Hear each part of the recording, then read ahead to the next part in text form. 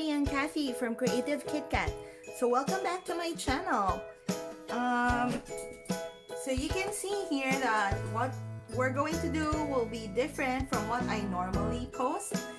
Okay, I think because of the virus currently spreading worldwide, there has been shortage of masks all over the world. So back in January or February, I tried to order face masks for my son, but unfortunately the supplier I ordered from canceled the shipment, so I didn't get any mask that would fit my son.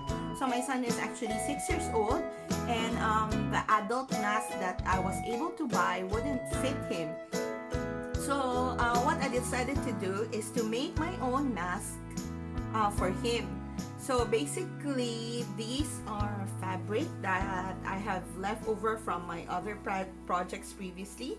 So what I was thinking is that I'll probably use the fabric that I have and then repurpose them to become a face mask for my son.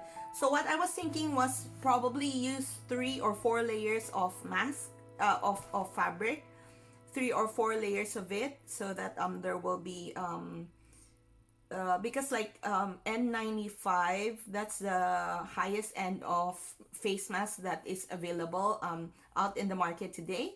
So that's the best face mask out there, and I know when you look at when you open up N95 mask, you will actually see there are 4 layers of protection or fabric inside that mask. So I was thinking of doing the same thing, but with the fabric that I have. Yeah. So what you will be needing for this particular project is, of course, some type of fabric that you have. We would also need, of course, needle and thread and some pins. And then we would need scissors as well. Scissors for the template. And you actually need the pen and a ruler as well. Pen and a ruler. And of course, face mask comes in elastic bands. There's elastic bands all over on the sides of the face mask. So what I did here was that I have leftover party hats from my son's previous birthday. So I was thinking, I removed all the elastic bands on the party hats, and I was thinking of using this for the mask instead. So I know these are probably flimsy and not that strong. However, these are the only bands that I have at the moment. I also have these are called garters actually, and I think these are thicker than what you normally use for a face mask. So I don't know whether I'm going to use this. We'll see. Yeah, but for now I'll set this aside. I actually followed the template of one YouTuber I found online. So this is the original size or the original template that she used. What she suggested was 16 cm across. This is the length of the entire mask, and then the width is 6 cm, and then on top you need to have like this length from here to here is actually 4 cm. So what I did was I measured the middle of this whole 16 cm, so it's 8 cm, and then what I did was that I put 1 cm each on this side, because and then 2 cm here on the top, and then just drew a line inwards. Yeah, and then here is a 3 cm as well. However, I did the same thing. This is 2 cm. It's a 2 cm distance as well. What I did here was that when I tried this particular template on my son's face, it was actually very big. So this whole thing from end to end is actually, I know it's about 13 cm. Yeah, 13 cm. And it covers his whole face from the tip of his nose, from the bridge of his nose, in between his eyes, all the way until under his chin. So I think it was too big for him for this size. For a 6-year-old, this size is too big. So what I did was I created a new template. So instead of 6 cm here, what I did was I removed 2 cm. So it became only 4 cm, but the length of the entire mask is still 18 cm, but now from end to end, from tip to tip, it's only 11 cm. And then here is still 4 cm, 3 cm here, with a distance of 2 cm each from here to here. Yeah, so it's still the same, it's just that I adjusted the template. Yeah, so this is it. So what I'll be doing is that I'll be scanning this. I'll be scanning this and attaching the document under on the description below, so you have a reference. Or if you want to make your own, here is what it looks like. So what I'll do is I'll take a photo of this as well, and so you have a basis of the template that you could use. And then what I did was that with this size, what I did was that I what I did was that I put a 7 cm distance, sorry, 0.7 cm. So it's 7 millimeters. 7 millimeters, what they call that? 7 millimeters excess on all sides except for the ones on the left and on the right. So it's 1.5 cm here. This is 0.7 cm on all sides, all over. 0.7 cm, 0.7 cm, 1.5 cm. This is, sorry, I forgot the term, but it's an allowance. So what I did was I added 0.7 cm allowance on all sides except for the left and on the right. So it's 1.5 cm each. So that's what I did. And then I will be cutting the fabric that I wanted to use for the mask. So what I'll do is that for this instant is I will probably do this by hand, so that people who don't have any sewing machine could actually make a mask of their own without sewing machine. So I'll show you how to do that shortly. Give me a second while I'll cut the fabric. These are the fabric that I have cut. So this will be the front of the mask. This will be in the middle. And then this will be the back of the mask. So that will be 3 layers of fabric. That's what I was thinking. And on the back, you can see that I have drawn this one like that, the template onto the back itself, because you're going to be stitching the outline of the fabric itself. So now that you have cut it down, so what you need to do is to fold them. So fold each of them. And then what you're going to do is to sew the ends, the bridge here and here. So you're going to sew the ends. You're going to sew the slit on the nose and on the chin itself, so they will be connected. So that's what we're going to do. Fold them. So here and here.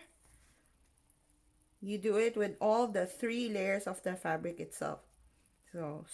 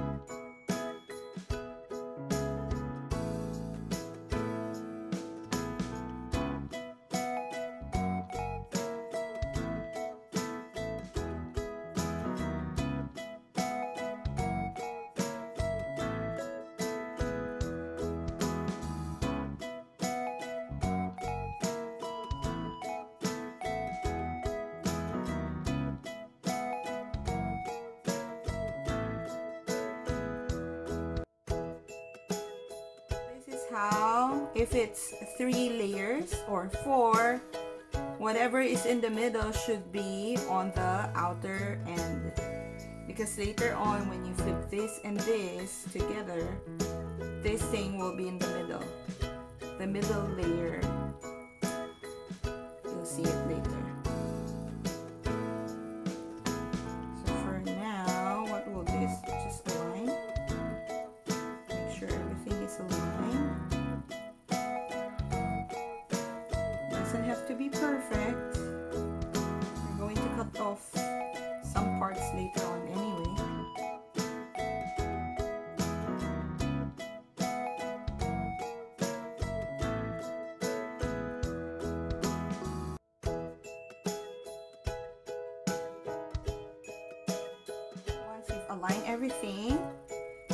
Once you've aligned everything, stitch all the sides of the mask except one of the ends. It can be this end or that end, up to you. Just make sure that you leave an opening so that you can flip this over once you're done stitching up.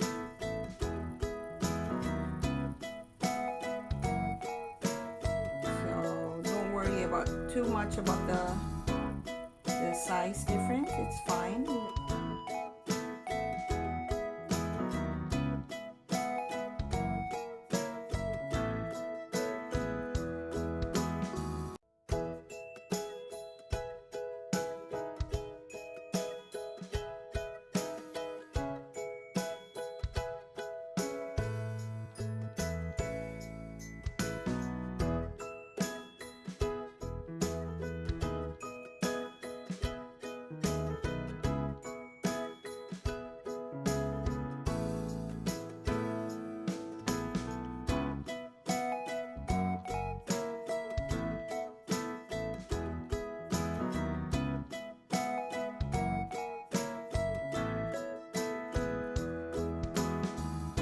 So I finished stitching the outline and left this portion open.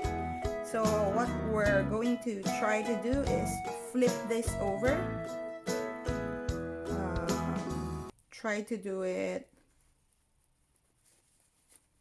flip it over to the other side, and we'll see what it'll look like. I think the opening is too small, but we'll see.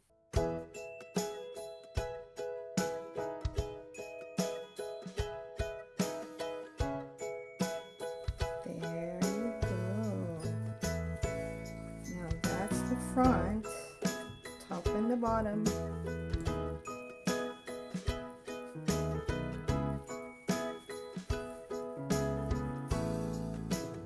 Now what I'll do is that I'll stitch this like that. Stitch this close.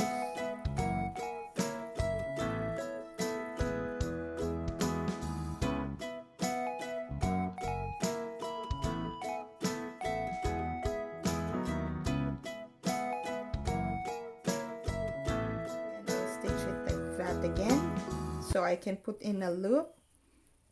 I can put this underneath that. I'll stitch it there, or I could use the elastic bands. Yeah, so I'll stitch it close first, and then I'll stitch it again to that side, and then now that's a mask for my son. Yeah, so I'll get back to you again after I finish. Okay, so I've already stitched the edges of the mask itself, and I've run through the elastic band on one side, and I'll do it on the other side with the paper clip. So what I did earlier was just I tangled one end of it onto the paper clip, or if you don't have a paper clip, but if you have a safety pin, you could do that as well, and then just run it through the loop, pull it through the other side, And then tie the ends. Tie off the ends.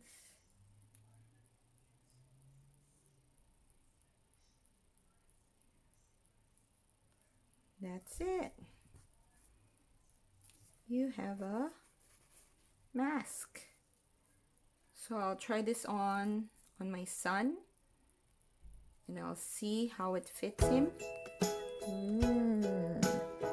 You can see my mouth, right? Very good, baby. You can see me. I hope this video was able to help you, especially now that we are running out of masks. With his own reusable and washable mask, this will hinder my son from touching his face that often. If you like practical crafts like this, please give me a thumbs up and subscribe to my channel. Once again, I'm Kathy from Creative KitKat, and I hope you have an amazing day. See you on my next video. Bye!